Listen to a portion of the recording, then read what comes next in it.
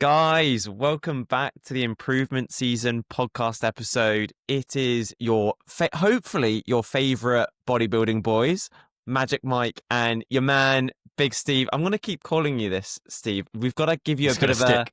It's a good stick. Like, I've got Magic Mike. We need something to go behind your name, so that it fits right now.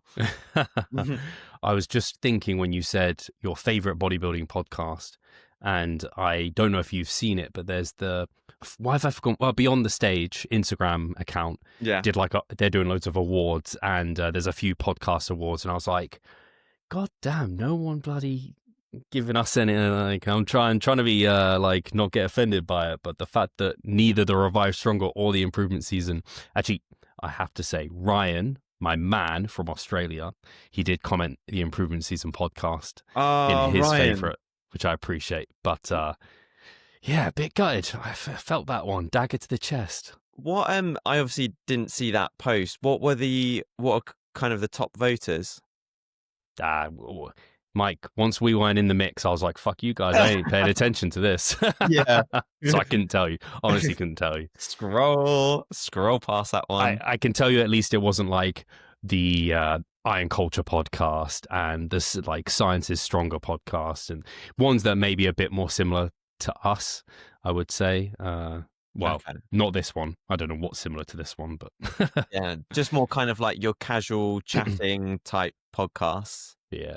But I have to say, I appreciate our audience big time. Had a few people take on the online coaching offer we had where they don't have to pay for a consultation fee. That was great. And it's great to talk to people who kind of are engaging with the brand on that level. And you've probably had consultations where they kind of know you.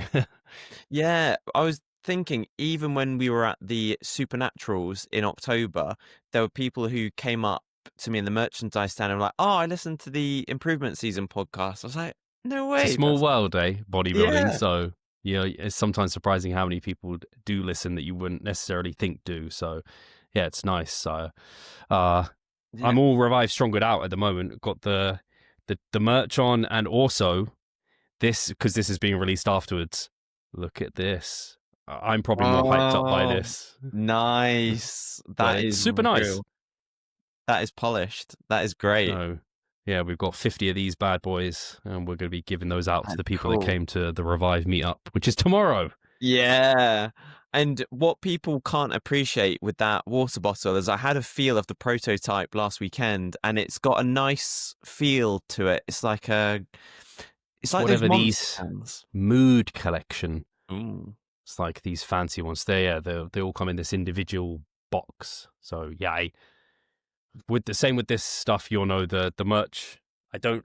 I'm pay for what you get. So they weren't the cheapest bottles by any means, but I was like, hey, I want something that people are going to, you probably had it where you get a freebie like shaker bottle or whatever from a supplement company, and maybe you use it a couple of times. You're like, this is just dog crap. I'm just going to chuck this out because it's completely useless. Also reducing on plastic.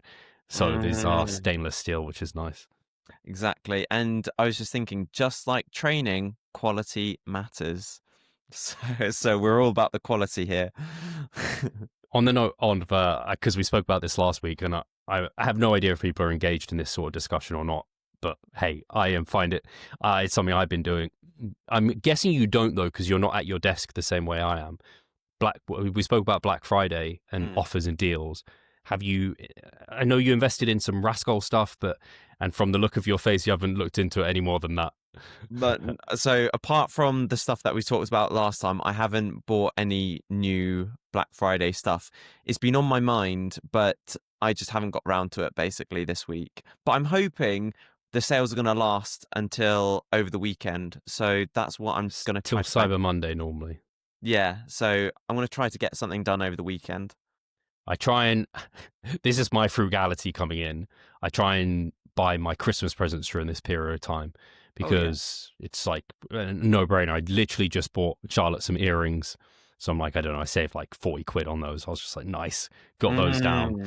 I got some Perform, like one of our favorite protein powders. They have an offer on today. I don't know if they've been releasing offers every single day. So it's like I'd already bought into their offer because they had protein bars on offer, buy one, get one free. So I bought a box, got a box free, done that one. And I got the Dubai chocolate and cookies and cream. Hopefully they're good. Oh no, cookie dough. Hopefully they're good. I don't know. You said the Dubai chocolate. It's nice, right? You like pistachio, yeah? Oh yeah, big Yeah. time. So it's really nice. Chocolate with just a pistachio hint in it, but not too much. It's just nice. It's a nice flavor. So I got some of those because I see them as just like a bit of an investment to just have in. And they come to like £1.25 a bar when they're like that, which is really solid. And then they had an offer today, which if you spend over £200, you get 40% off. And I was just like, hey, I asked ChatGPT, how long does whey protein last? And they're like, hey, you could easily buy it and it'll last, like it won't go off over 6 to 12 months. I was like, great. Four 2-kilo tubs of Perform protein powder, got those. And I did buy some Ghost protein powder, which I regret. Oh, do you? Yes, because I don't. You ever have the experience, Mike, where you're like, oh yeah, I'm going to make some protein oats. So I got this protein powder. It's going to be great. You mix it in. It's like, oh yeah, it mixed in nice. You let it like cool down and then it just makes your oats all go sloppy. Yeah. You've had that before. It just doesn't mix well with the oats at all.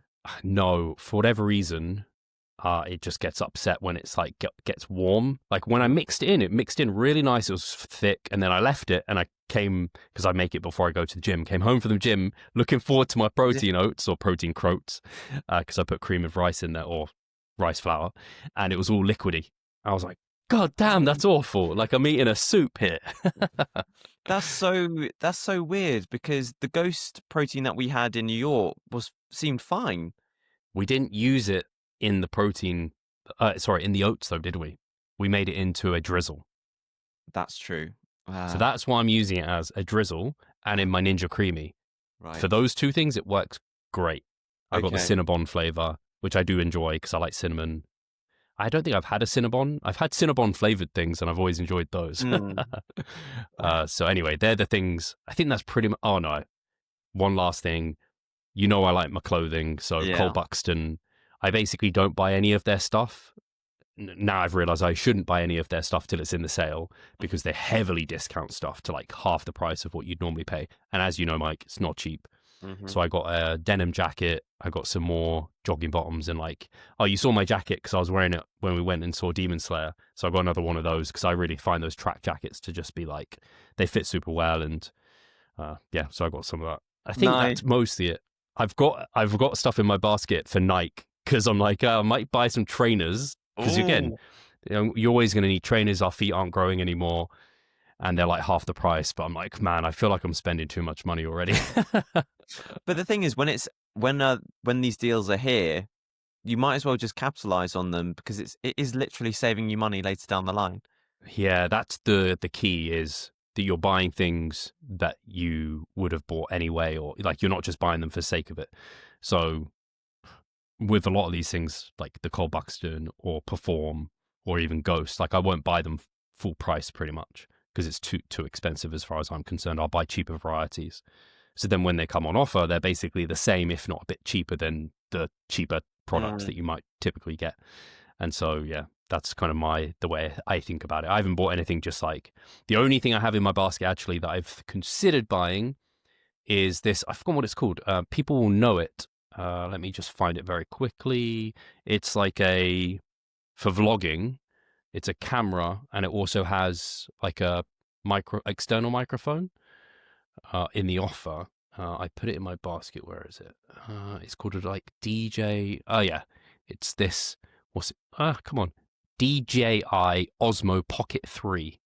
Interesting. It's down from £619 to £460. That's big reduction, but still expensive. But that could be tax deductible, right? Because it's for work. Pretty much everything I've said is pretty much tax deductible, thankfully. Even better. Like what? Yeah, exactly. But it doesn't mean it's free. Yeah, true.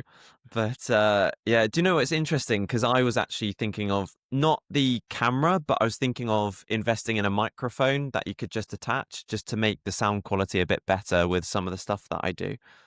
Yeah, I was literally thinking today, quite often I do those, like I've been doing exercise walkthroughs, and I do a voiceover and just record it on my phone. But I was like, hey, it could be actually quite interactive if I set down that camera, which, by the way, it follows you as you move around. So it has Oh, like motion tracking, and then it has the external microphone. So I could literally be doing it and talking through the exercise.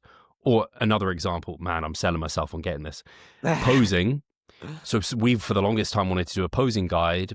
It's so much easier if you can just do the posing and talk through what you're thinking as you're doing it versus recording it, doing a voiceover. Like, you kind of maybe sometimes, because when in the moment of doing it, you know what you're trying to do. Whereas when you're voiceovering it, it's like, well, I'm not doing it now, so I have to try and remember like the step by step, if you know what I mean. So yeah, maybe that's something I should. I don't know when the offer lasts till, but it's been in my basket for about a week. Well, yeah, because I remember you telling me about it last weekend. Yeah. So yeah, you've sold me on it. So yeah, it seems, maybe you can buy it as well. seems like a good business investment. To be honest, it absolutely is. I told you I ran it past our videographer Stephen, and he was like, "Yeah, it's great." He was like, "I would have one if I didn't have so much equipment already." He was like, "People love it, and yeah, it's well reviewed." So yeah, this, like I said, I think there'll probably be people listening that are in the industry who have it or have considered it themselves. And it's those like when you were talking about the reels and how the camera follows you around, it's that sort of interactiveness that really catches people on Instagram as well. So anything that you can do to help that sort of thing, it's going to be a win. Yeah, it's hard enough getting traction. So the thing to not get wrong, it's similar to coaching and spreadsheets, and people are like, oh, they obsess about their spreadsheets, and they're like, da da da da da. It's like, people don't buy spreadsheets. Like, they invest in the coach, their skill set, their like soft skills. That's actually more important than gear and that sort of thing. But there are certain things, like you bought a microphone for this podcast, that levels up the quality, and it helps. But you have to already have everything else in place to benefit from that. So yeah, you don't want to be that person. It's like the power lifter, or the first time powered, all the gear, no idea, and they have like the SBD knee sleeves, the SBD belt, and they're like squatting less than a plate aside, and you're like, oh, dude, just learn to squat to depth, maybe. Yeah, it's just like, oh, it's funny. I don't know why it came to my head, but I used to play golf when I was younger, and you'd find the same thing. Like, you'd have these people who show up with all the fancy bags and the trolley, the like fancy glove and the towel and blah blah blah, and then like they just like shank their shot or something or duff it, and you're like, oh, come on. And then you see someone who's been like golfing for like 2 decades come in with like a 50-year-old, their granddad's like putter or whatever, and just like fucking nails it. It's like the guy who comes into the gym raw, just with Chuck Taylors on and like jeans, and squats like arse to grass and triple body weight or something. Like, literally. But on that note, I think not to sound egotistical in a way, but like, I'd like to think like, hey, you've got the knowledge, and we've got the empathy and that coaching expertise. So I feel like at least we've got that strength, if you will, and some of that extra microphones and technology to level up the game is justified in a way. Yeah, absolutely. Yeah, you just you don't want to get the cart before the horse, the saying goes, right? And exactly. I think it's similar to like, once you've got years under your like belt of lifting, now you can invest in squat shoes, like Versa grips, like get it in there, because those tools are going to help you progress faster and in a more efficient manner. Yeah. Similar here. I've considered getting a new microphone for a little bit. I'm still uncertain, because this one seems to do a pretty good job. I mean, it's good. Like, I would have said like the sound quality hasn't diminished, at least from what I can tell, and stuff like that. So yeah, if it's still like rolling. Probably same as you, Mike. My Romaleos are like 10 years old, my squat shoes. I'm just like, I see actually Nike have the newest Romaleos, I think, on 50% reduced. So I'm like, ooh, those look nice. And I'm like, but I just don't need it. My ones do the job like completely. What difference is it going to make? Apart from feeling kind of flashy. Totally. That is something which I won't Like, I really won't get it if I don't need it. Like, so I genuinely needed clothes this time around. Like, I can vouch for you there, Mike. You probably still genuinely. need more. Oh, probably, yeah, oh, 100%. One thing, actually, question I thought is, you were thinking of getting some black Vivos. Have you also followed through on that? I haven't because they're not reduced. If they're That's a shame. reduced, if they had a sale on, but they don't. And I kind of appreciate like Vivo Barefoot. They don't do sales very often, and part of their ethos is sustainability. So they don't want people to just because like sales are often not like they're kind of like I don't know. A lot of sales are not very sustainable, and Mm, it's just like cheap stuff that people are going to buy and chuck out or whatever. It can be that way at least. Whereas they're like, hey, we want your Vivos to last as long as possible. But they do have a buy one, get one half price, which does encourage you to buy two pairs. So mm, I don't need more than just the white pair. It's just, it would be nice to have a black pair as well, just because I think they're going to last years and it'll be similar to the squat shoes. But unless they're reduced, I'm not going to worry about buying a new pair just yet, at least. I need to yeah. work out how to clean these because they've got a bit dirty as pristine white trainers would. Even mine have, to be honest, and I've had them less than you have. And I was just thinking, oh, even if I just scrub them a little bit, or I don't think you can put them in the washing machine, can you? I think they don't advise it, but I don't think any trainer company like would advise you to do Mm, it. So it might work on like a light wash, but I'd probably go down I think I read their kind of cleaning instructions was like somewhere along the lines of like soap and a toothbrush type of thing.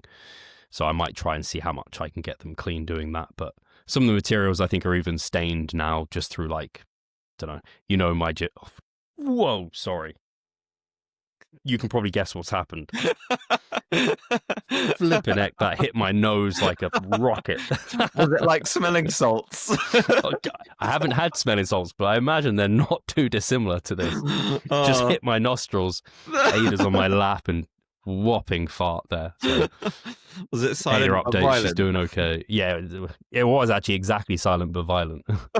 The funniest thing is when you see her fart, or you hear her fart, and then you look at her and she's like, "What was that? That was your butt, miss." Best thing. Yeah. Oh, so fun. It's like when animals see their reflection in the mirror, they're like, "What's that? Who's that?" kind of thing. It's hilarious. Yeah, it's good. But Any other updates on your end? No Black Friday sales. And by the no. way, very quick side note: if people ever hope that we have a sale or a discount on our coaching, we don't do that. Kind of by principle that hey, my clients pay monthly and they all get the same service, and I'm not therefore happy to discount it for other people for that reason. Obviously, it's my business, my prerogative type of thing, but that doesn't sit well with me. And also, products are scalable. You can sell more, make more, like that can happen. Our time isn't, like a service isn't.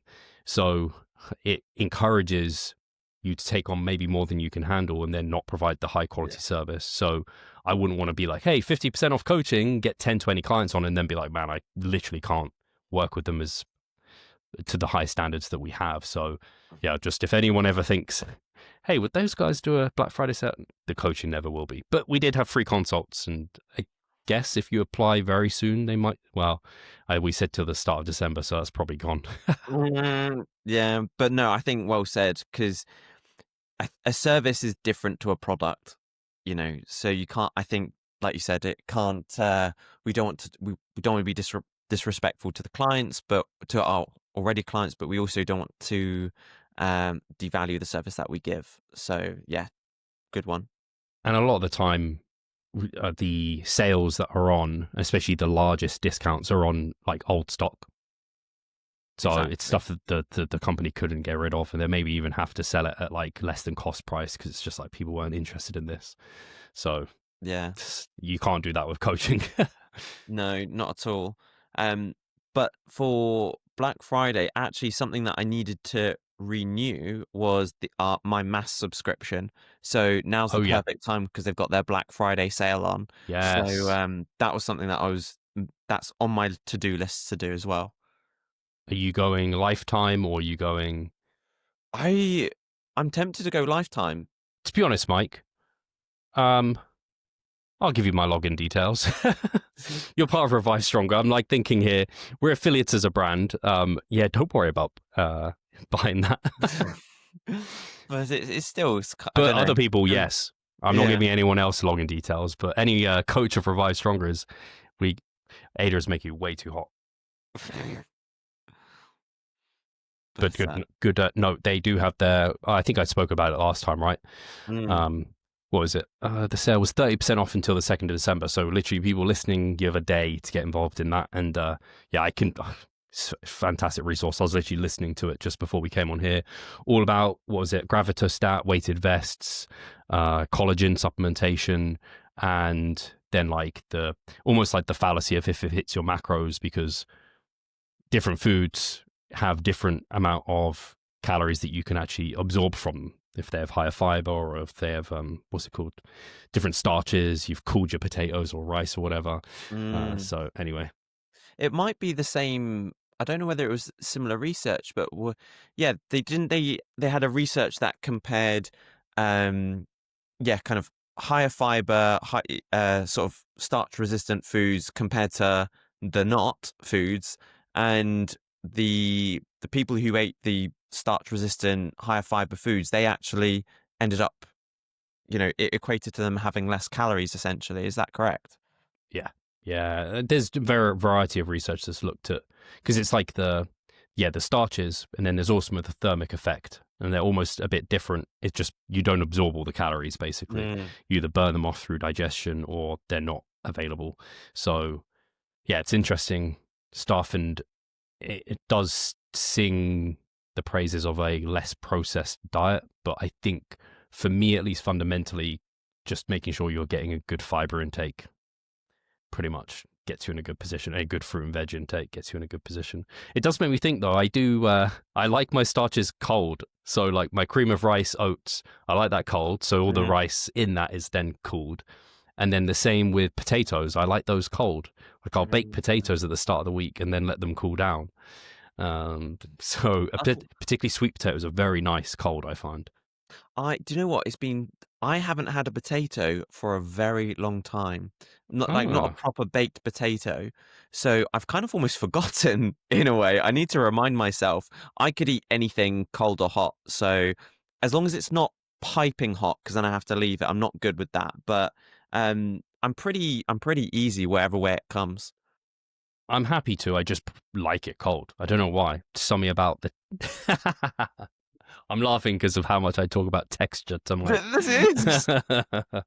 I just like the more solid texture that comes from leaving it for longer, which is why the Ghost protein powder upset me so much. It tastes great though. Yeah, that is a letdown for sure. But yeah, do you know what? I also think it lends to, because me and you were both about efficiency in the kitchen. We're not too fussed about, extravagant recipes or needing to be a certain way. It's all about, right, this is the food that I'm having, and going from there. And that's why temperature doesn't matter to me much either, because I'm like, hey, I like it cold, I like it hot, so doesn't bother me too much. Yeah, I remember when I might have said this on here before, but when I worked an office job, which is a long time ago, I'd bulk cook all my meals, and it was often chili with rice, and I just have it cold. I just bring it in cold in the fridge, and then I'd eat it out of the fridge cold. I'm like, tastes better. The flavors are better, and I don't have to worry, I'm eating it hot, and if it goes cold whilst I'm eating it, and then you have all that palaver. So the only thing I will say is I do like my dark chocolate to be hot and melted. Interesting. So then my actual current microwave has a grilling setting, so I can have my oats cold and then grill, so that the chocolate on top melts, and I can then have that as a nice little what's it called, frosting. This is like Michelin star oats. It's literally like, if you have these judges of Michelin star restaurants and they go around, I can see you as like that for protes, basically. I can't tell you how many. Well, there's 365 days in a year, right? Thereabouts, depending on if it's a leap year or whatever. So I have it most days twice. So like the number of opportunities I've had to perfect the recipe is quite a lot. It's literally like, yeah, your top tier. Like this is like the perfection recipe for sure. I just don't I don't know what it is. I'm not that invested in it, I don't think. Like for example, I just can't like this morning I had protein oats before I went to the gym and I made it and it sat there for a little bit, but I didn't leave it long enough because I just was like, I want to eat it. I'm ready for it now. Yeah, that's why I have to make it ahead of time. Like, Mm. so I literally make it and I eat a different meal. So I have my breakfast is like a protein mousse, apple, and like fruit and nut bar. I make my protein oats when I'm eating that basically. And then once I've finished that bowl, I make the next one. And I'm like, well, I'm Yeah. not eating now, am I? So that's the key. Yeah. Because otherwise, impatience, if you're making it when you wanted to be eating it, then you're going to eat it at a time that it's maybe not performing its best. But hey, it's not the end of the world. Mm. And that's the only thing I prefer the dark chocolate just solid as Oh, squares. really? I don't know why. I just Have you tried it melted on top though? I think once I haven't given it a good consistent run, I would say. That will be actually, it's challenging though, because this is getting way in the weeds of my process, because I let the oats cool, right? But I put the chocolate on top and it melts. Mm. But then by the time the oats have cooled, the chocolate's basically solidified, which is why I then have to grill it. So if you want the oats to be pretty cool, but you want the topping to be melted, you can't, like, you're going to have to find a way around that. Timing's key. Timing's Yeah. absolutely key. Man, this is it's almost like on the level of a roast dinner. No. Belated Thanksgiving, by the way. Yeah. Roast dinner just made me think of that to everyone. This time last year, we were actually celebrating it out in New York, which is quite fun. And you had a huge bowl of mac and cheese. It was the best mac and cheese ever. The best, the only. Yeah, that's true. I Hasn't had mac it and before, cheese haven't had it since. exactly. It was that good, Mike. It was that good. The thing that I was just so happy about was the portion size. It was just unbelievably big. It's just deep dish. Yeah, I can't remember how many calories I think I was guesstimating that to be in my head, but it was in the thousands for sure. Maybe For like sure. 2. It was supposed to be a side as well. That was the crazy thing. And yet it was almost like a main meal even in itself. I mean, yeah, a couple of main meals potentially. Like, it was just absolutely generous, but it was just like sharing side, right? So I kind of get it. But Yeah. how's training and everything going on your end? Still very positive? Last I spoke to you, it was. Yeah, so still positive. The shoulders continuing to make slow, steady progress again. So range of movements it's continuing to improve in the sense that it just continues to feel less restricted. So I don't know if I mentioned before, but the problem that I've always had is when I get to the top range, it kind of almost there's this impingement sense where kind of anteriorly there's just this kind of feels like a bunching and an impingement, but that's getting less and less gradually, which is great, and the niggliness is going away, so we're gradually loading it just that little bit more. So yeah, the hope is if we can just keep doing this every week, hey, before you know it, 2026 will be kind of back to full trainings, which will be because I said to you in our A relief. check-in, like I'm just dreaming of chest training, like proper chest training again. And it's just, it kind of almost felt to me like when you're dieting and, there's these certain foods maybe that you're like, oh, I can't wait to have that again or whatever. It's like, that's what I feel like for upper body training right now. Are you dreaming figuratively or actually dreaming chest training? Kind of figuratively. I haven't had an actual dream yet. Well, Where then only figuratively. Yeah. I thought you actually meant you were dreaming literally of training chest. I was like, yeah, man, you really do want to train chest if your dreams are showing it. Yeah. But they're just daydreams. They're just like, I can't wait. So I relate to it through my quad work, just in that seeing people on Instagram like pounding heavy hack squats, for example. I'm just like, I was that guy. And like my legs just haven't been in a position to be able to do that and feel comfortable and confident doing that for months now. Yeah, it's frustrating. So I guess I can use that as like an interlay into my whatever upset on my leg, strain, TFL, who knows? I don't exactly know what it is. Mm. And I think I said to you on the Sunday when we met up and watched Demon Slayer, which we'll talk about, it was feeling the best it had felt yet. And like I didn't even know it was around. And that was better than the previous Sunday. Mm. But on training on Tuesday, it definitely pisses it off. It definitely sets it backwards from training. Mm. But then it gets quite a bit better. And then it kind of stabilizes at this point of where it's like, it's a bit of a nuisance. Most of the time, I don't know it's happening and I don't get any discomfort doing the training. But afterwards, it's not like completely happy, if that makes sense. Mm. So, yeah, I'm like, am I improving or am I at a standstill with it? And that's what I'm trying to assess, and it's close between the two. Mm. And I almost said after one of my leg sessions, I almost sent you a message and basically was going to say, hey, after this weekend where we do the Revive meetup, I'm just going to have to deload my quad training. I don't know if I'm completely there yet. I'm not necessarily satisfied that that's absolutely the route I have to go down, but it might be the bitter pill.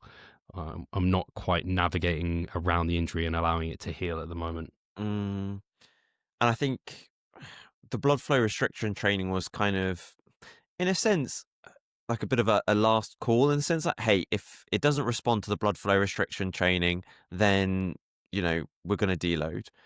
But also, I think that just the sheer pain of blood flow restriction training as well, there's a certain mental burdensome and maybe staleness to that as well. And hey, how long? We don't want to continue that. We can't continue that indefinitely. So, yeah, sounds like a good call. Yeah, the blood flow restriction training, it's not too bad on leg extensions. I did it on sissy squats as well. That seemed to be okay. At least this has helped my knees also heal up because I had some patella tendinopathy there, or tendonitis. So that's good. But yeah, on compound lifts, the discomfort between... I think I said when we were talking about it previously that getting a tattoo is more painful. It's not.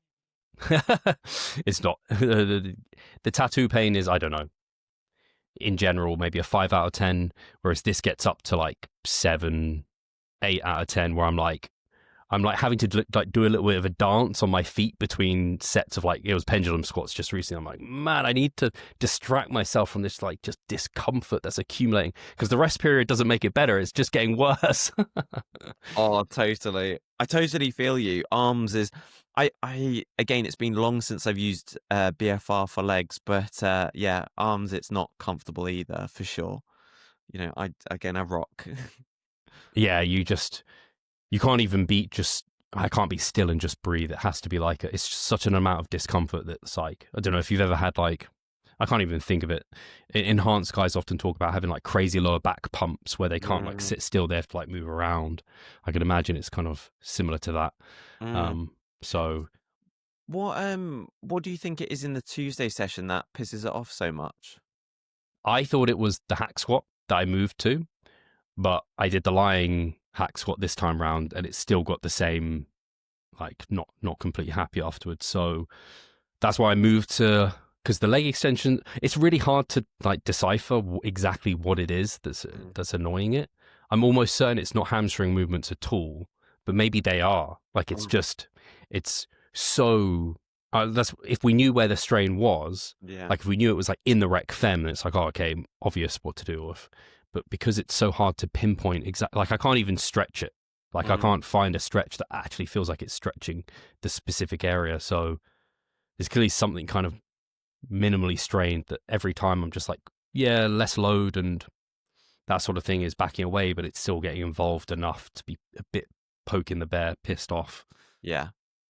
I mean, the more we're talking about it, you totally make the call. I think the more we're talking about it, though, the more I'm thinking hey, after this week, just why not? Why not? Just let it, if deloading it lets it calm down, it might be worth it, but we'll see.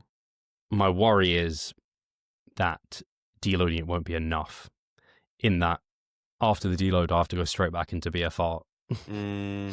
And then it might be a case of once BFR is completely pain-free, I'll then be able to transition into 50-50 BFR and normal training. And then eventually normal training, I'm just God damn it. But it is a bit of a sign that after on the Sunday, it feels the best. And that's after having trained it Saturday. Well, more rest days. So, and then the Tuesday, it seems to get worse again. It's like, well, that's because you had many days off and then now you've trained again and it kind of goes that direction. So, yeah.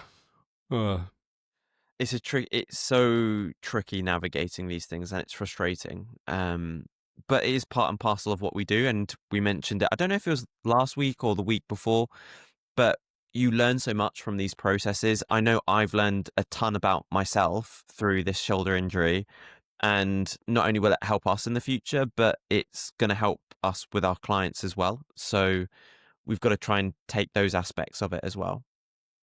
I'm kind of also, I agree, I'm excited to what growth I might be getting from this BFR, because I've only ever done BFR very, very sporadically, not for any extended period of time.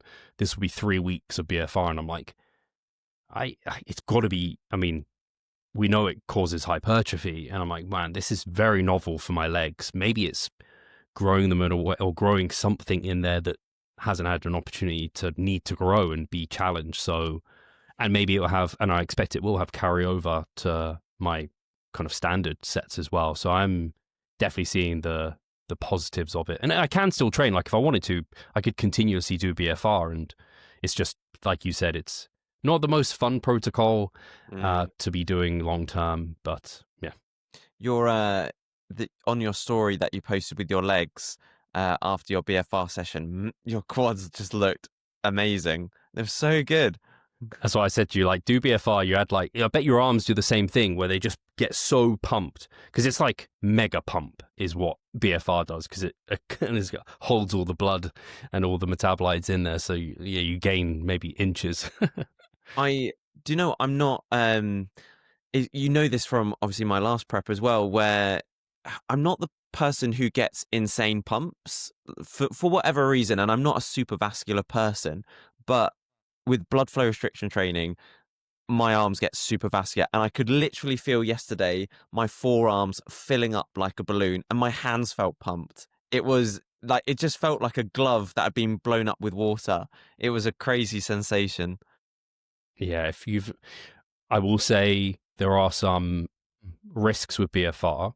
Most people listening to this will be absolutely fine to be able to do it, but I would screen yourself before. If you are hearing this, you're like, oh, I'd be interested to try BFR. I wouldn't just go occluding body parts and see how you get on. I would look through and just make sure that you're not one of these people that has a predisposition to not do well with BFR, put it that way. Absolutely. And I don't know if you've done a similar thing, but I've also been just graded exposure a little bit. So I probably started off going by what you said about what the literature said about 7 out of 10, I think is quite good, because I do think one adjusts to it slightly, and I've just ever so slightly tweaked the pressure a little bit to be a tiny bit tighter, because I felt like actually I can tolerate a tiny little bit more now. So and I think sometimes even if you just start off with a milder level of occlusion to begin with and then gradually go up rather than going totally overboard from the start, I think that's slightly helpful as well. I could definitely see that. The reason I didn't was because I wanted to make sure I was using really light loads. So I wanted to have the BFR like properly doing its job. Otherwise, I probably would have gone a bit easier. And then I guess I maybe did, because I was using just knee sleeves or knee wraps rather to occlude my legs. And then I went to the proper cuffs from Saga Fitness. But I've kept them on the same settings basically every time. So because I'm trying to still progressively overload. So I'm not adding reps or adding load with the BFR, but I'm trying to standardize the amount of occlusion that's going on. So I'm not moving too many things around. Yeah, no, that makes total sense. Absolutely. But you also mentioned last week that you were getting some hints of a potential cold. Did that pass in the end? Thankfully, it never became anything. It did. It kind of passed quite quickly and then kind of came up back a little bit and then kind of went. So I think I've been skirting like a cold, but today, touch wood, kind of feeling pretty much completely free of it. But it happened was it not yesterday, the day before, I had a podcast with Josh and Zach from Data Driven Strength. And just within the podcast episode, I just had a complete coughing fit. I was like, sorry, guys, I'm going to edit this out. I was speaking. I was like, it actually felt like my throat was like closing up. I was like, I can't get my words out, guys. I need to have a cough. I was just like, Wow, I need random. to edit that bit out. But yeah, I'm all right. It's not been too bad, Random. thankfully. I selfishly as well. So my client Aaron's coming to the Revive meetup tomorrow, and he again said, "Oh, I've got something. It's not a cold, but but he also does Brazilian jiu-jitsu, and he said, I might play it by ear and see how I feel later today." And I was like, "Don't go, just for selfish reasons, BJJJ, you." Lots of close contact with people, and I said, hey, if you really, the last thing you want is to make it a full-blown cold and not be able to come. So I'm like, just don't go, don't risk it, be safe. We're hear or see tomorrow. I know. What happened with Proof that. was in the pudding. Yeah, it's a head cold. They're one of those things where, it's the same with this little niggle. Like, there'll be people hearing this and they'll just be like, just don't go to the gym, Steve. Like, just let it rest and heal up. Similar when people are like, if you got a cold, just don't go to the gym. But I think there's a lot of people listening that totally get it, why you try and train around it or try and continue living life where we don't like things to stop us moving forward. And honestly, with the injury, it's no guarantee that resting it is going to solve it either. Exactly. So same with sickness. Sometimes it's a bit of activity that doesn't set you back. You don't always know. Yeah. And I think on that note as well, when it comes to imaging with regards to injuries, so we're talking MRI scans, ultrasound scans, x-rays, etc., you could have them, but a key question that we always need to ask is, will it change management? And right now, if we were to say scan the area, maybe we might have a better indicator for, oh, this is precisely what it is. But would it change our approach to what we're doing? It might not at all. It might be like, hey, if they did that, the sports doctors might just say, hey, you need to deload for a week and then you need to do BFR. And then so nothing's changed. All we know is, oh, this is exactly what it is. So I love that. It reminds me so much of people obsessing about like HRV and like sleep tracking and all of that. It's like, if you're not sleeping well and you're having too much caffeine or your sleep hygiene is not great or whatever it is, does the app saying, hey, you're not sleeping well, change anything you're going to do? Exactly. Like, no. Yeah. So yeah, it's only if things are getting worse and we were like, hey, it is not responding to anything that we're doing, symptoms are getting worse, right, now's the time to do it. Yeah, exactly. So but yeah, it's because that it's a common question in physio, oh, do I need an MRI scan? And that is often a common reply, hey, we could, but it's not going to change what we're doing, so we don't need to. And probably, if you're on the NHS, it's going to be so long until you get the MRI scan, you won't need it by the time it comes. Have you heard this? So there's the kind of cliche saying, which is like, you're either going to, you wait so long, you're either going to get better or you're going to die or something.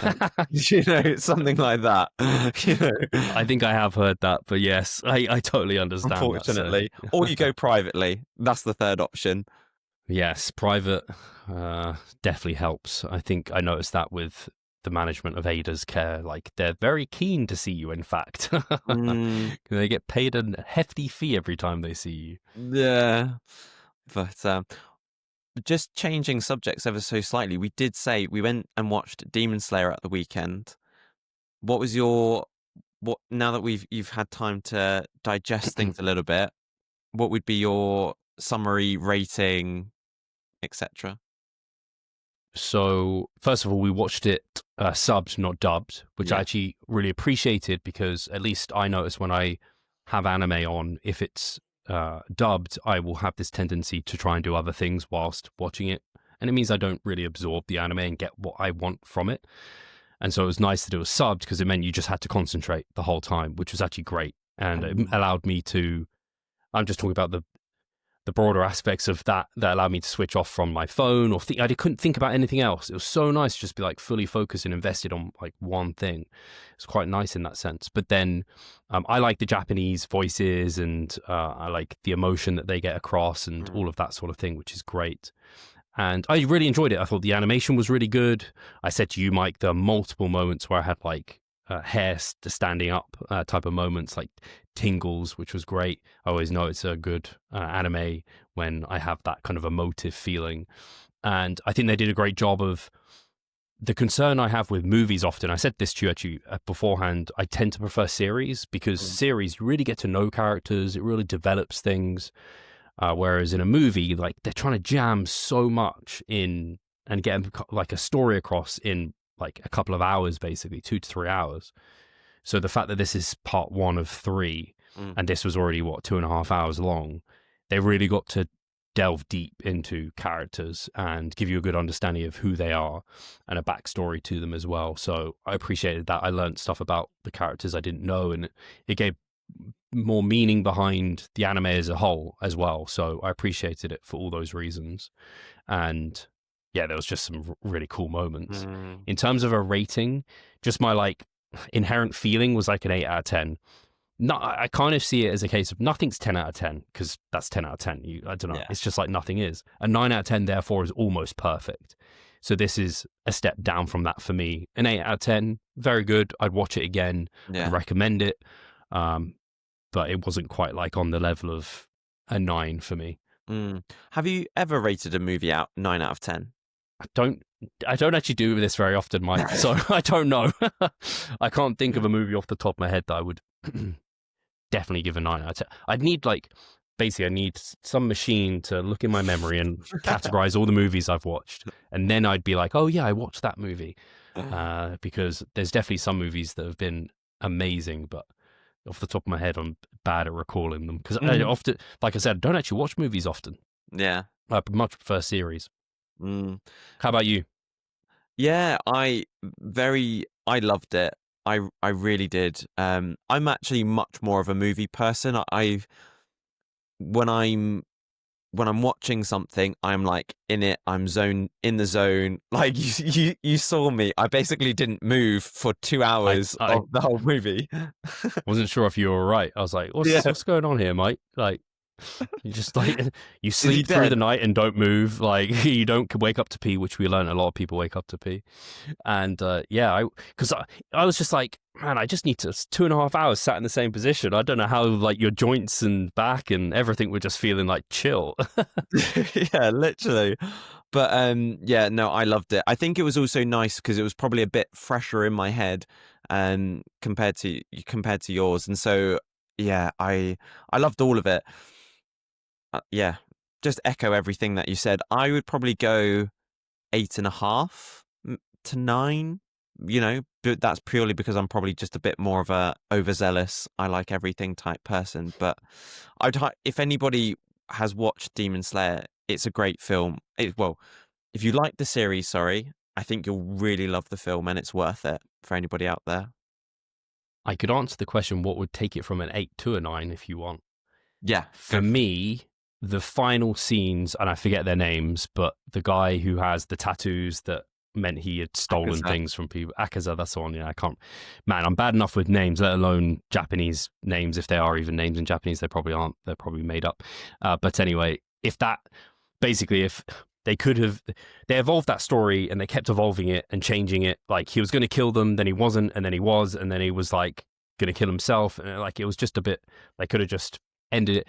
There was a moment where I was like, they should have ended it there. Where basically, I think it was when. Oh yeah, that's the one where Tanjiro chopped his head off and he was like, done. Spoiler alert, by the way. Oh shoot! Yeah. that was a bit far. Well, hey, spoiler alert. That I hadn't spoiled anything too much. Maybe it's well, it's been out for ages, Mike. It's barely showing anywhere. We're okay. I felt bad for a moment, and then I realized that actually, I shouldn't. Where was I going? Yeah, then he started regrowing his head and stuff, and I was just like, this is just a bit much. Yeah. So I think actually, if they just made it a bit more brutal, and it would have been more impactful for me if it was just like, boom, he's done. And if probably if, and I forget his name as well, Mr. Ginyu, is that Yeah, his name? the water Hashira. Yeah, if he died, maybe that would have brought it to a 9. It just would have Oh, hit me, and I would have been like, yeah, whoa. that would have been cruel.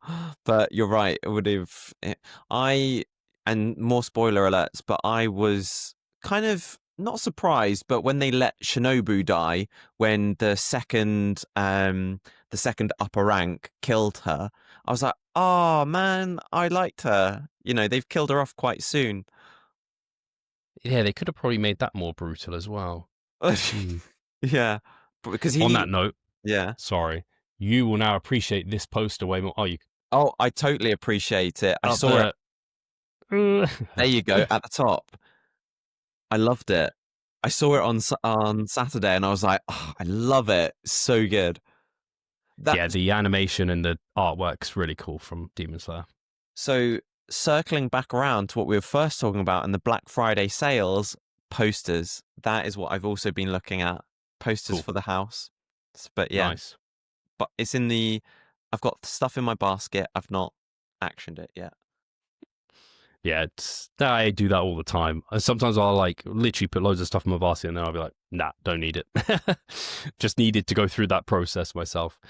Hi guys, Steve here. Just wanted to take a moment of your time to remind you of our online coaching service. At Revive Stronger, we pride ourselves on providing personalized service that will take your physique and knowledge to the next level. If you're interested, check the description and sign up. Other thing that probably is the biggest news that we haven't touched on is WMBF Worlds, right? Of course, yeah. I don't think we should do a full review of it. Those episodes when we've done them haven't gone down super duper well. I don't know how many of our listeners are that into wanting us to like review physiques and talk through the whole thing. So I don't think we need to do that. I think there's enough podcasts that are doing that, and maybe ours isn't, and maybe not today because we've talked already for a long time. But on viewing it, because we didn't watch the live stream. I would have loved to watch the live stream, but it was on very late because I don't know how many hours behind that side of the US, like, I don't know, 12, 10, something like that. Yeah. It's a long time, big time difference. So anyway, didn't watch it, but I would have loved to, because from the sounds of it, the live stream was fantastic. The live stream last year when I competed was terrible. And so I think I've said this to a few people. I'm really, really glad that the WMBF upped their game for Worlds, from lighting, production, everything. Because if they hadn't, I think they'd lose people. Because last year really wasn't great. And I remember saying to you, like, if it's like this, I'm not going to go to Worlds, because the photos took absolutely ages to come. They weren't very good. Same with the videos. The stage lighting wasn't great. Like it just didn't feel like this is the best event in the world type of thing. It was left with a bitter taste in my mouth. And I really appreciate the WMBF, obviously, and appreciate everything that they do, but they needed that feedback to level up, because people are on that level already. We talked about AJ Morris's federation, or his show, the MBW, and their live stream was free and unreal. And the stage production was very good. So I'm glad that from what I've seen, the photos, the videos, the production was unbelievable. I was so like chomping at the bit to want to be there. And that's exactly what the WMBF need. They want competitors looking at that and being like, I want to be on that stage. Because look at those guys.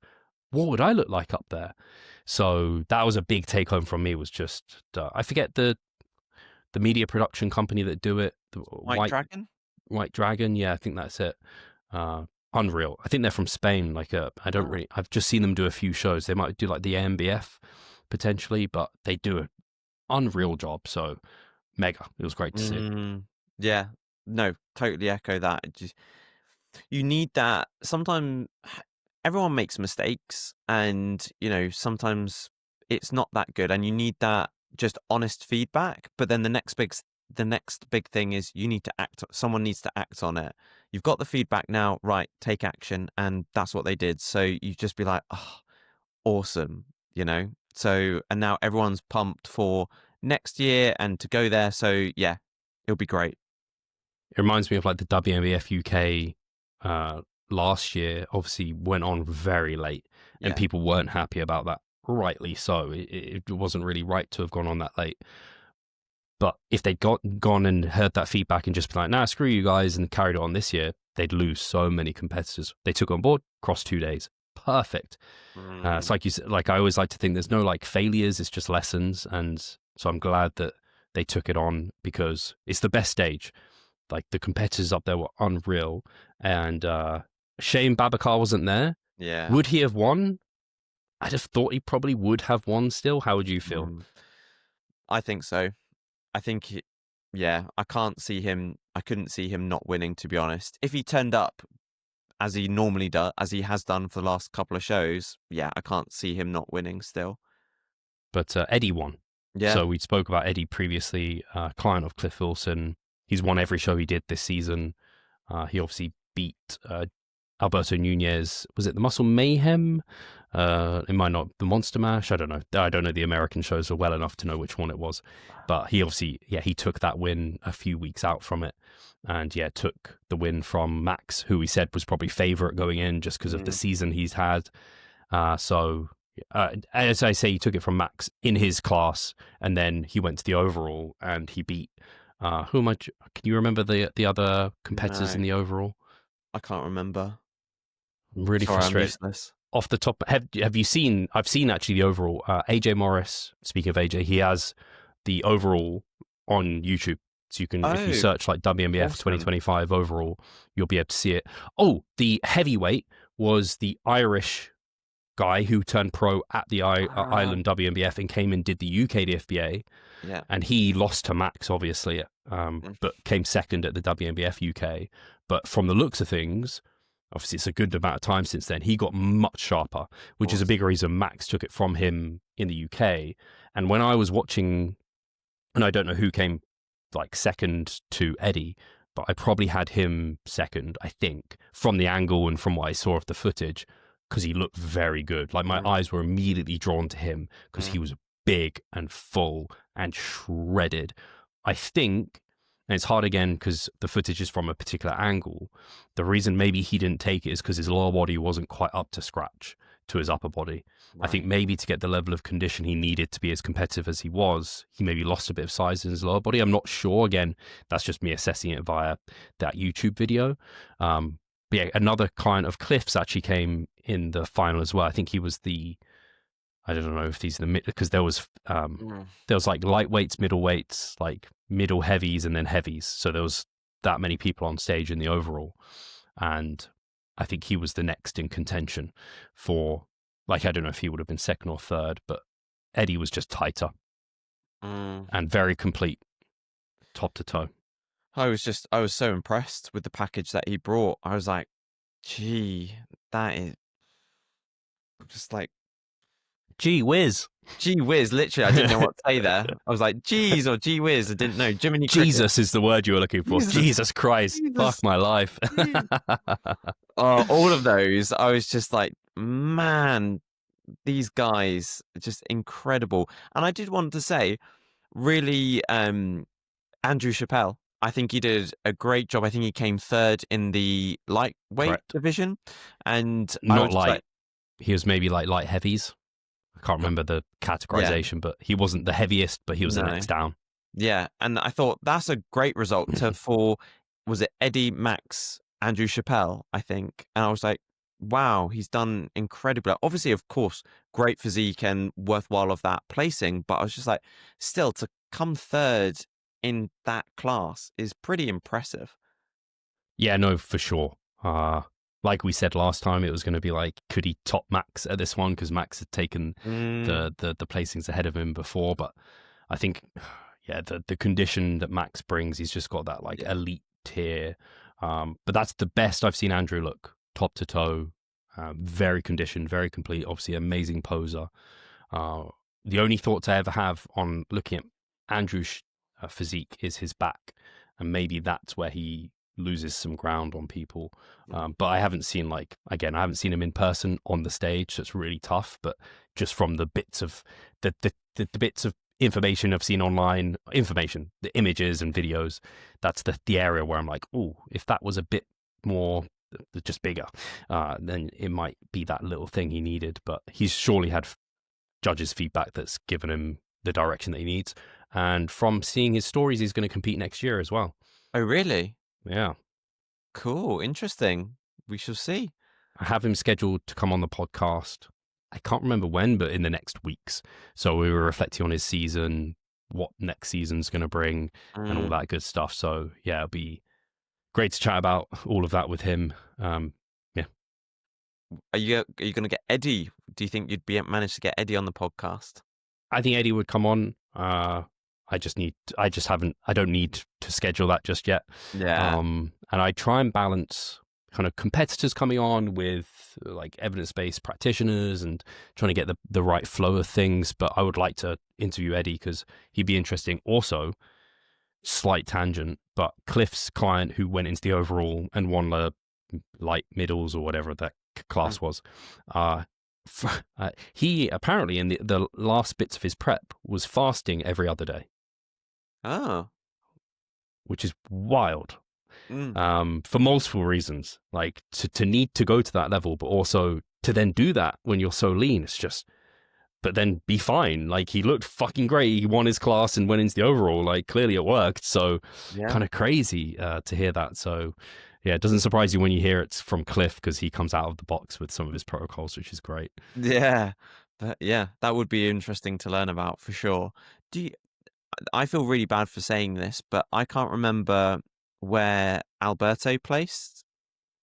I'm not sure he placed. Okay.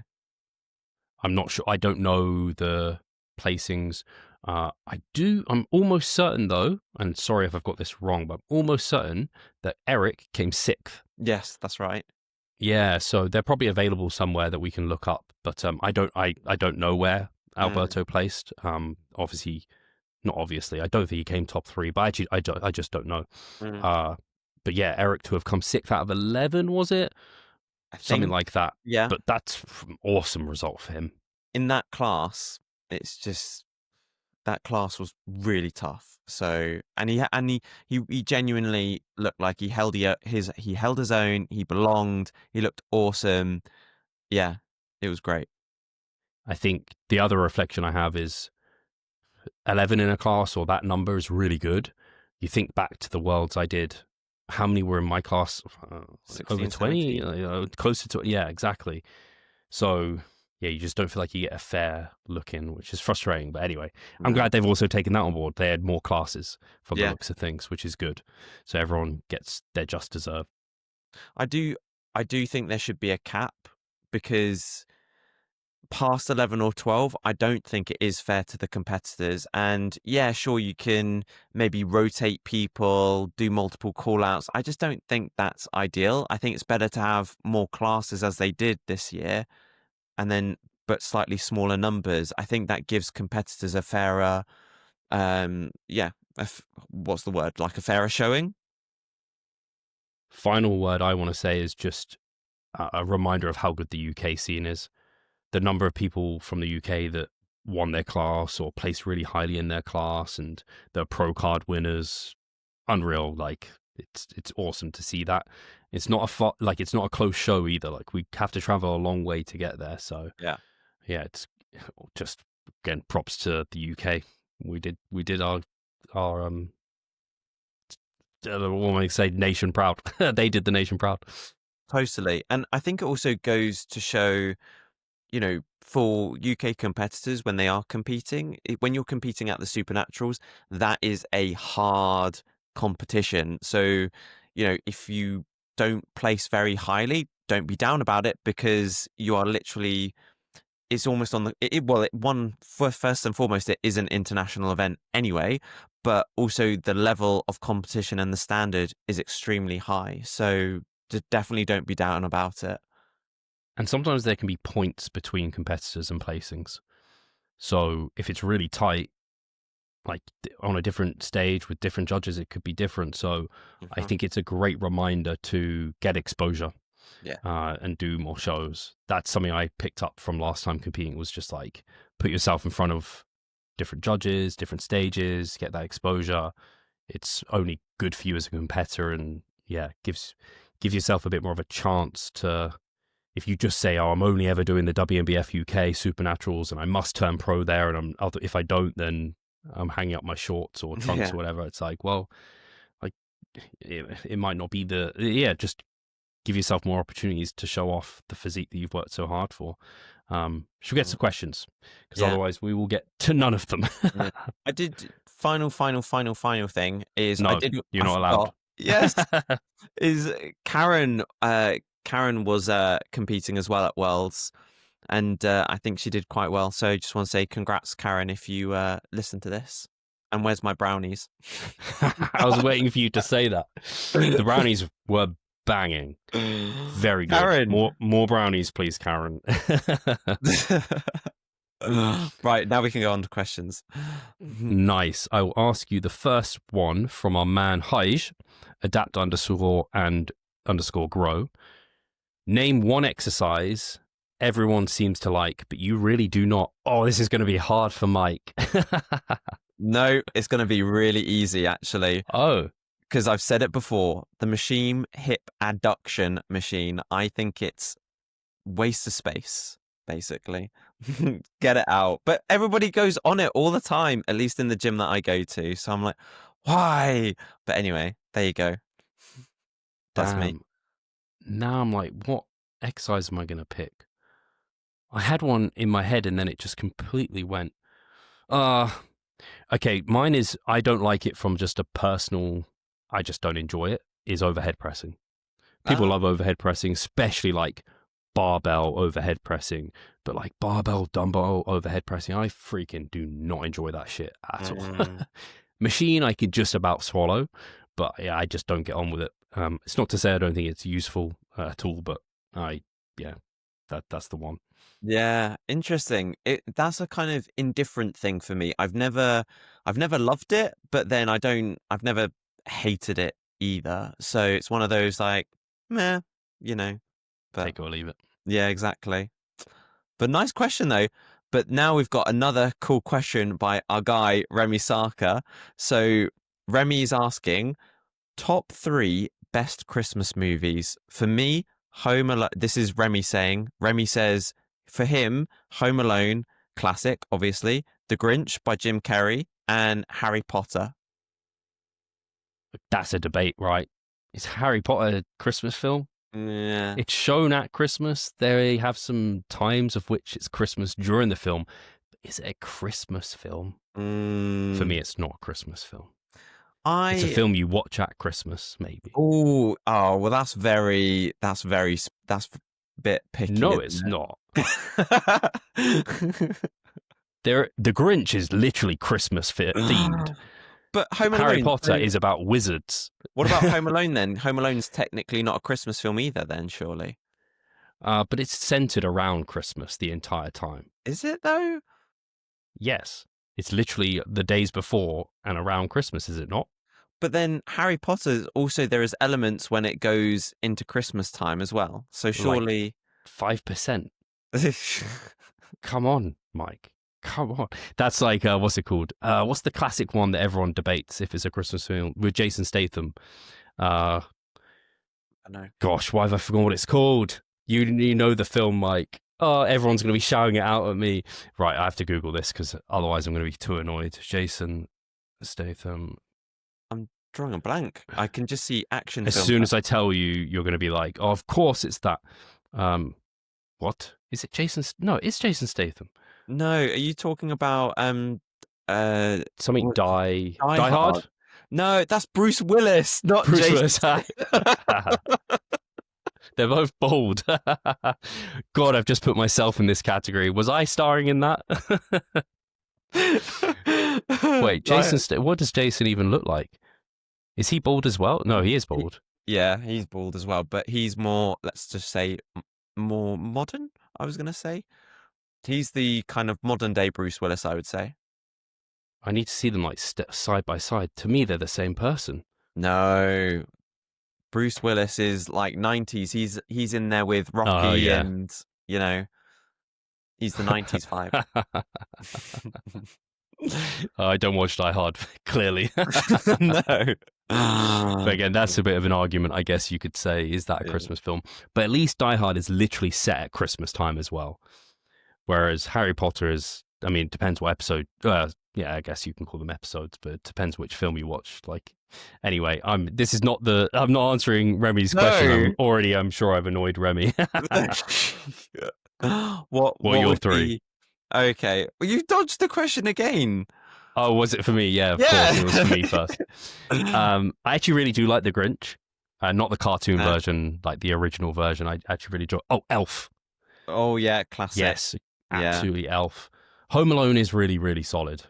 But I like think of the one with Arnie now. I can't remember what that's called. Can't remember the name of these films. Jingle All the Way. Jingle All the Way. Yeah, it's quite nice. But yeah, have you seen Bad Santa? That's quite funny. No, quite like Bad Santa. Yeah, I'm going to say Elf and The Grinch because I can't think of more films. Okay. And Home Alone. What are your three? So my top three would be A Muppet's Christmas Carol, and because I always watched that when I was younger. Then it would be Home Alone 2. We're in New York. Oh, wow, very specific. Oh, I like the New York one, yeah. Yeah, and then I think I might go... I can't think. Do you know what? I don't actually think I've watched The Grinch the whole way through with Jim Carrey. That's bad. But maybe I'll go Elf or something like that. I also really like, where is it? I've Googled some Christmas films. So Elf, yeah, Home Alone, solid shouts. Where'd it go? The one Santa Claus, The Santa Claus. The original one. I really enjoyed that one because I like the actor in that. And Charlotte loves The Holiday. We always watch that. I don't love The Holiday, but she absolutely loves it. I swear she watches it like 4 or 5 times. Right. Next question is from Ral.kdb17. Says, what your opinion on the courses from 3DMJ and Henselman's? Our man Menno.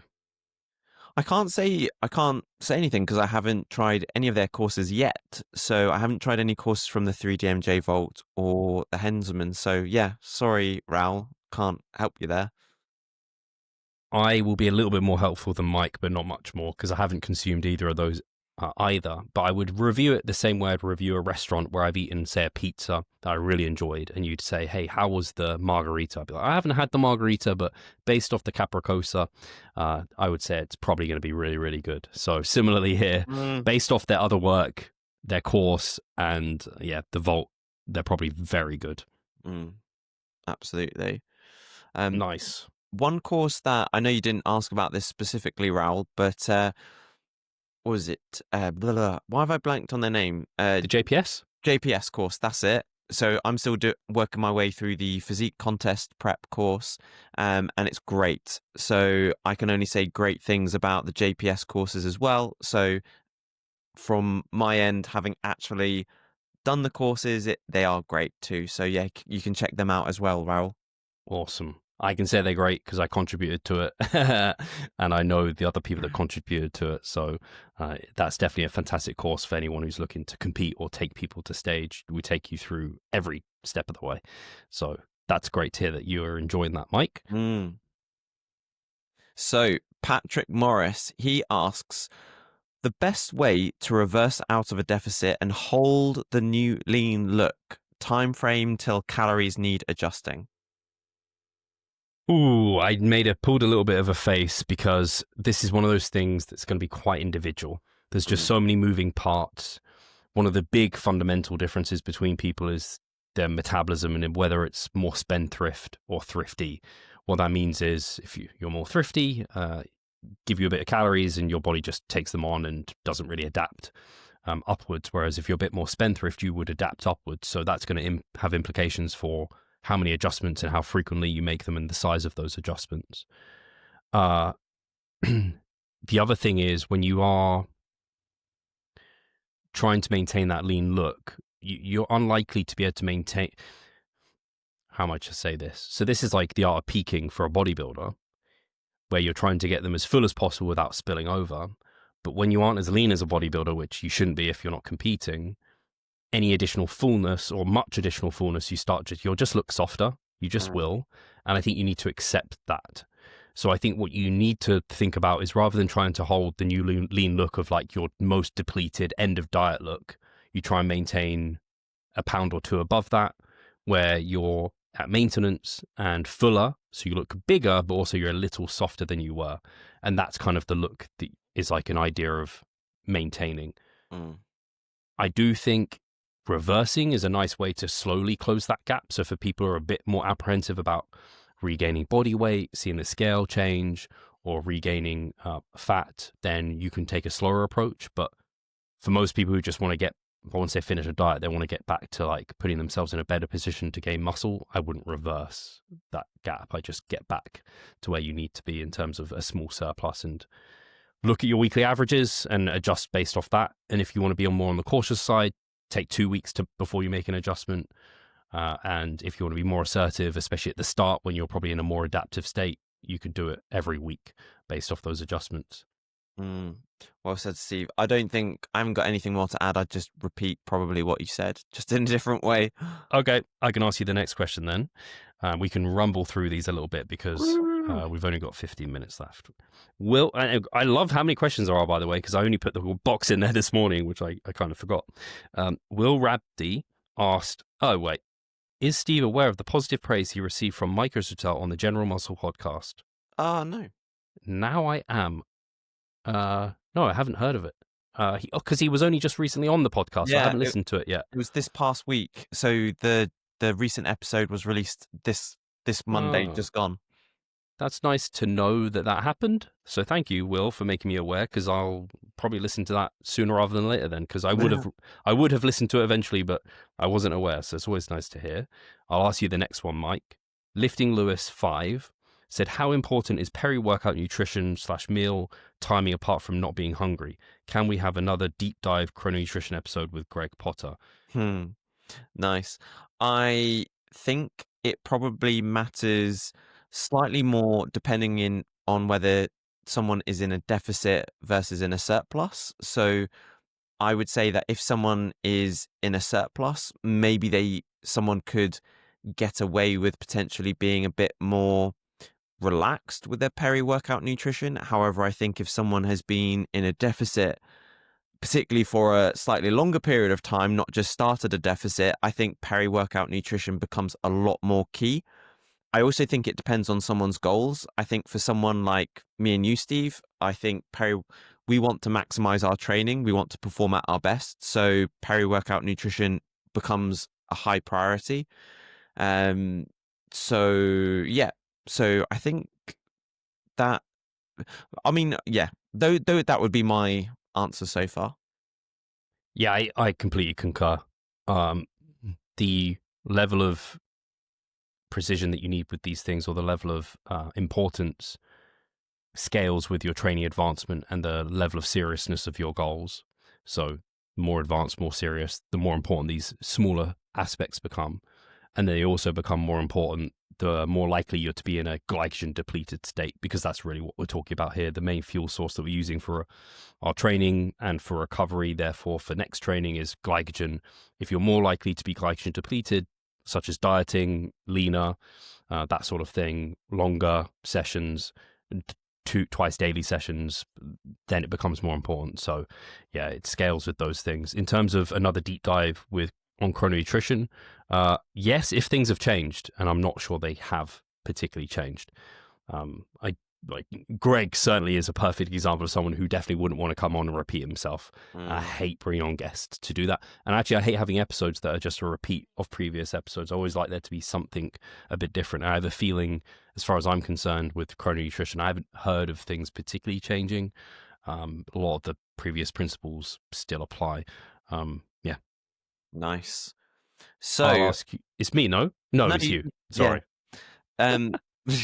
I don't know how people will probably hear this. They're like, how does Steve not recognize he's just finished talking? Therefore, Mike goes and asks anyway. Oh dear. So Vale.Delamura they ask, have you ever coached any wellness athletes?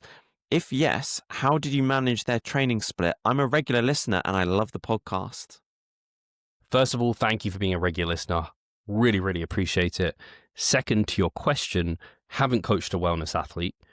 The wellness division is new in for itself, but particularly new for natural federations. I'm actually not sure which ones have it. I think it's more so like the PCA have a natural wellness, but did the MPA do wellness? Yeah. So the MPA do it, but I don't think the OCB have it as far as I'm aware, and the WMBF certainly don't have it. The UKFBA, IMBA, I don't think they have. Oh no, they might do. I think they might have it. Okay. But it's kind of new. So anyway, I'm just saying I haven't coached anyone to do wellness, but the categories like bikini are not overly different in terms of the areas that you're emphasizing. It's just you need the glutes and like quads to be much, much bigger. So in terms of kind of managing a training split, honestly, if you're a good coach, you know the principles of what leads to hypertrophy, and then you just can specify that to the person you have in front of you. So it doesn't matter if they're a wellness competitor or they're just someone who wants to grow their glutes and hamstrings and quads maximally. Like you can apply that to them similarly to how you apply that principle to a men's physique competitor or a classic competitor, an open bodybuilder, or just someone who wants to grow massive arms. The principles are all the same. So you just play with volume, frequency, intensity, exercise selection to kind of get the most for that individual in front of you. Yeah. No, again, I wouldn't have anything else to add there. So easy. Right. Next question for you, Mike, is from Aurora Mattison. Are the quad stimuli from pendulum and hack equivalent? Sorry. Which do you prefer for growth or funsies? Well, I'm really vibing with pendulum squats at the moment. So I do both at the moment. So I do a kind of paused hack squat as well. But the pendulum squat at the moment gives me a much bigger overall systemic kind of smash, as it were. So I think it probably depends on execution, depends on the individual. But yeah, I would just say right now, if I had to choose, I'll probably stick with the pendulum. So for all intents and purposes, yes, they're the same. They're equivalent. I think there's going to be absolutely minor differences between the two that we don't need to worry about. That isn't me saying that you could just do one or the other and not worry about ever varying them. I just think variation is a smart move to have. They have slightly different resistance profiles. They work the quads in a slightly different way. Because obviously on a hack squat, the load is all on your back and it's just force like down, whereas a pendulum is on an arc, so it's like force down and then like forward. So yeah, they're slightly different. But if I was to say to Mike was to say to me, hey, Steve, we've been running the hack squat for, I don't know, a few months. I'm bored of it. Got 3 sets here. Can I move to the pendulum? I'd be like, yep. And I'd be like, match the sets. So that's the kind of way I would view that. In terms of which I prefer, at the moment, pendulum I'm vibing with, and I'm doing them, they're so brutal BFR, but the hack squat, I think the hack squat, I have a bit of a, when you ran a movement for quite a long time and it got quite uncomfortable and it caused quite a lot of systemic fatigue. So I'm just, it's kind of on in my bad books at the moment. It's also maybe what flared up my TFL a little bit. I don't know, but yeah, that's my answer. Tainted. Yeah. I was thinking, so the next question is from Ali. We've got time. I wasn't sure. But yeah, so favorite and least favorite Christmas foods from you and Mike. Okay. I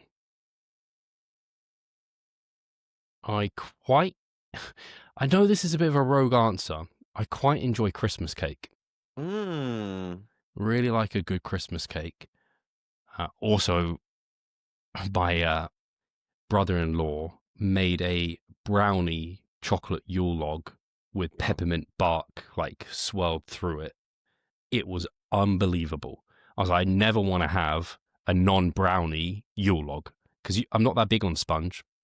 So yeah, that peppermint brownie Yule log was just something else. So that's not a traditional Christmas food, but he's a Matter. baker, and yeah, he's fantastic.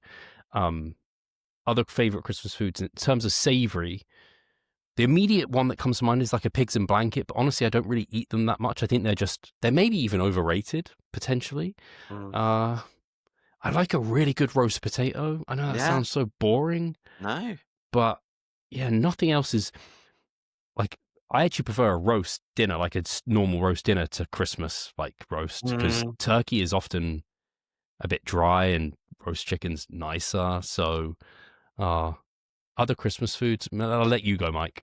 Well, I was going to say as well that when I often go round to my mum's house, and I think we've just had roast chicken for the last few years. So it's just been like almost a roast chicken dinner, but that's great because I love it.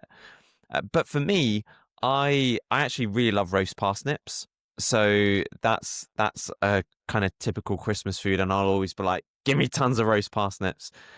Roast potatoes, that came first to my head. Stuffing, obviously that comes with a roast dinner anyway, but it's a bit of a Christmas vibe. Um, Interestingly, Christmas cake has something that's really grown on me as I've gotten older. When I was younger, I hated it. Christmas pudding, Christmas cake, hated it. But now I actually quite like it, and I'll have a bit. Mince pies, they are You like a great. mince pie? I love a mince pie. So yeah, gotta have some of that. I'm not that bothered by mince pies. The pastry on them doesn't do it for me for whatever Not reason. even It's a short crust. what's short crust? So you've got the puff pastry, which is flaky, and then you've got short crust, which okay, is that's the standard that's like for a mince standard, pie. maybe. Yeah. Puff even worse. Puff pastry sucks. I don't like puff pastry. But parsnips are very nice. A bit of rogue, but sprouts, but cooked with butter and bacon and chestnuts. Yeah, I was gonna say yeah, Brussels sprouts are great. Yeah, I do like that Brussels way. sprouts. Yeah, those would be my top Christmas foods. Used to really dig Leberkuchen, but kind of, I don't know, I've gone off those a little bit. What's Leberkuchen? They're like, I think they're German, and they're like a in-between cake and biscuit, and they're stars, and I think they're like gingerbread or something along that line, and they're like normally coated in like an icing. Okay. But they're very low fat, like just carbs, basically. But they're pretty solid. They're quite nice. I've never had that for Christmas. Oh. Yeah, they're in the supermarkets. You can get them. So yeah, it's a me and Pascal thing more, I think, because he's a German. He'd love a Leberkuchen, and that's Stollen as well, right? They do Stollen, which I've not really ever had. Stollen, nice. Which I think is like loads of marzipan or something. I don't know. Oh, I love marzipan. I do love marzipan as well. Right, next question is fit as hell, my man Jake. We say that novelty doesn't drive hypertrophy, but we know that novelty ties to stimulus. So how can we be sure? Has this been proven? So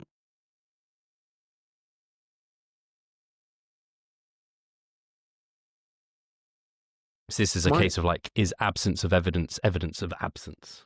Yeah, it's a great question, Jake. That's a smashing question. I think ultimately, to my knowledge, it hasn't been proven in the research yet.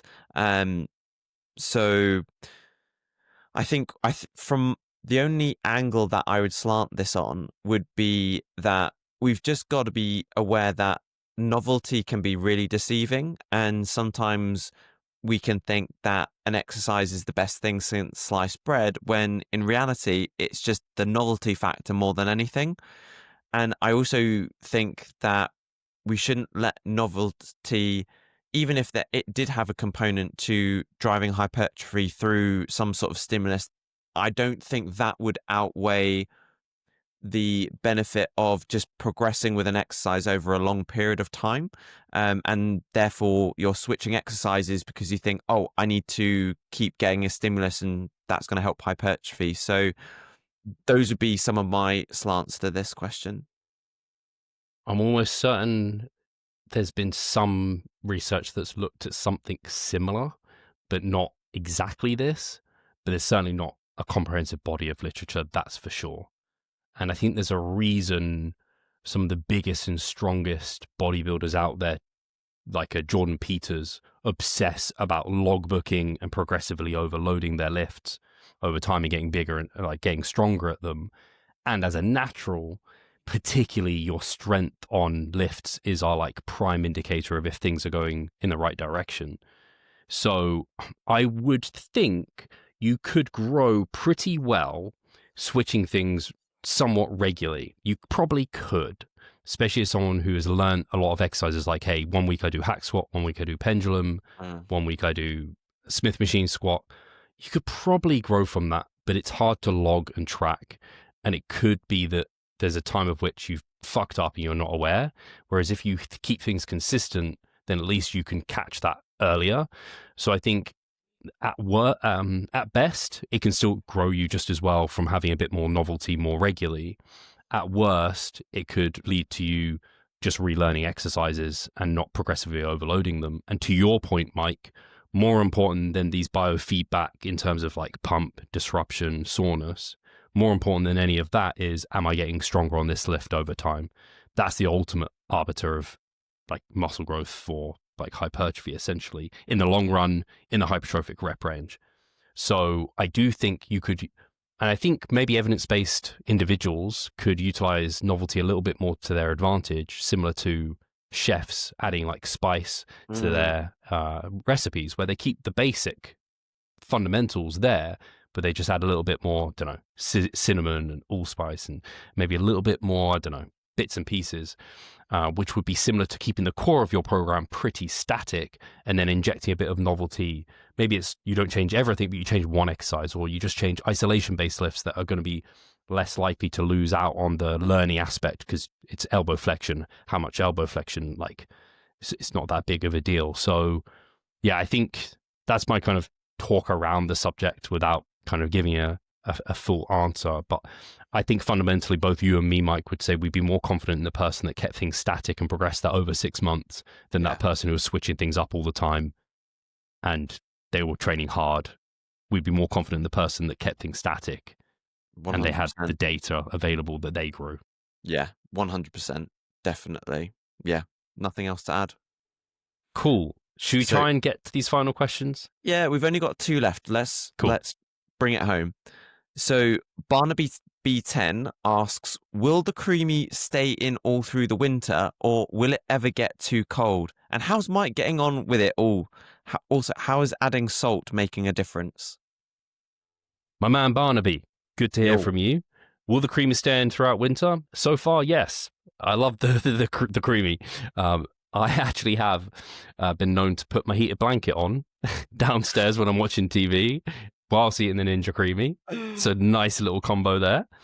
And it won't get too cold. It's completely fine. We live in 2025 and we have heating. How's Mike getting on with it? So you have to answer that bit. And then salt, just like any seasoning, right? Salt just adds that little bit of flavor. So, yeah. I've been adding salt for a long time now. So it definitely helps for sure. The 2 biggest things that helped me the most were your suggestions about adding some xanthan gum or guar gum or whatever, because that just helped the texture somewhat, which is key, as we all know. And then just a little bit of extra sweetener and salt. That's all that I added. And that really helped it massively, for sure. The only additional comment I will say is Ghost protein powder, you don't need any extra sweetener. I don't know if that'll be the same for Perform. I think they're just a stronger tasting protein, so it might be able to get away with it, which I'm personally looking forward to, because when you add sweetener, I don't know what sweetener you add. What sweetener are you adding? It's like a Lidl own brand type thing. Oh, okay. So it's not like a flavor? No. Okay. I've been adding like flav drops, so I have like vanilla or chocolate, but one's out happening is it mostly tastes of that. So it kind of, it's nice to have the Ghost where I'm just like, it just is pure like Cinnabon flavor. So I'm looking forward to some of the ones that I got from Perform to just have like, I'm just going to make it full of that. Yeah, anyway. Nice. Next question then. And the last one is from my man, Christopher Alm. How do you handle low days in prep when you get irritated at even the smallest things? You're asking Buddhist Mike. Yeah, so I think the biggest thing is focusing on the next small thing in front of you. So it might be that kind of maybe it's the beginning of the day, or maybe it's halfway through the day and you're getting irritable, or you're thinking, oh shit, this is, I've got the rest of the day or whatever. And it's like, right, okay, this is how I'm feeling right now. And I'm just going to focus on this one little extra task. And I think for me, that's what really helped, rather than thinking of the rest of the day or whatever. Breaking it down into small chunks really helped. I think you've got to also try to, and this is more with personal relationships more than anything, is you've kind of almost got to set an intention before you start prep, and almost knowing that, like, they are probably always right to a certain extent, and you've got to know that you will be feeling a lot more irritable, but that doesn't excuse behavior by any means. And so you've got to think that, hey, I'm feeling irritated right now, but I'm probably overblowing it to a certain degree. And so manage yourself, but equally apologize to that person, or or do what you need to do, and go from there. So I'm probably rambling now, so I'm just going to leave it there. I liked your comment on that, though. In addition to everything you said there, I think just remind yourself that you chose this. Yeah. So any kind of pain or discomfort of the process is something that you opted in for. So lean into that fact and just be like, hey, yeah, it's tough, but it should be tough. It's kind of why not many people do this. This is why I'm going to be better than some other competitors, because they might not be able to deal with this. So kind of lean into that aspect of just like, hey, self-accountability and ownership, and be like, hey, yep, this is what I signed up for. Great. Yeah. And then the other thing is knowing it's short-lived. So kind of counter almost to what you said, but I think your points were great. Like, one foot in front of the other, take it as it comes. But also just remind yourself, this is short-lived. Like right now, I know I feel like 2 out of 10 in terms of energy and motivation and all of that. But I know in 2 months' time, 3 months' time, when prep's done and I'm eating lots of food again, I'm going to be feeling really, really good. So let's just not kind of cry and get too upset about things in the moment. Yeah, it's fine. Accept your feelings and be of a poor mood. But what does it help to continue to feel that way? Try and move on from it and move past it at that point. And the final point I will say is, and this is fine for my clients, if you have a coach in your corner, they're the perfect person to just voice this to, because they get it and they're here and you're paying them to listen to your kind of, poorer mood and how you're feeling. And then they can give you kind of the pep talk we've given just now in some sense. Because if you don't have a coach, then it might lead you to saying that sort of thing to your partner. And it's like, well, they didn't choose this. You're kind of putting it on them. Whereas a coach, like, they are there for this sort of stuff, right? To help you through. So yeah, that'd be my final comments. And you just made me think of one final thing, and that's the note of going through hard things makes you more resilient. There's that post-traumatic growth. And so one thing that might also help you is that leaning on the fact that, hey, I'm finding things really hard right now, but the mere fact of me trying to do my best in this situation whilst it's really hard is going to make me stronger. So whether you do another contest prep or not, it's just going to make you a bit more resilient and a bit stronger when it comes to facing life challenges next time, because you've gone through some hard shit and you can lean on it next time. Yeah, and that actually, you can even use that as well and take perspective and be like, hey, I'm like living in a developed country. I have access to all the food and so on and so forth. This people talk about going to stages like going to war. It's like, it's going to war is going to war. So you can take perspective, and just sometimes that's enough to give you a kick up the arse. Like, yeah, it's not really that bad. Exactly. Again, comes back to what you said about it's an active choice. We're choosing to do this as such. Lovely. We did it. On that note, thank you as always for your questions. If you do have questions, if you don't know by now, join us over in the Hypertrophic Time Chamber, which is my broadcast group over on Instagram. It's always linked in the description here as well. Again, as a reminder, me and Mike are online coaches. Yay. We would love to coach you if you listen to this, and especially listen this far through. You're someone who commits and you love our voices. So you'd be perfectly suited for coaching, and that's always linked in the description too. Otherwise, like, subscribe.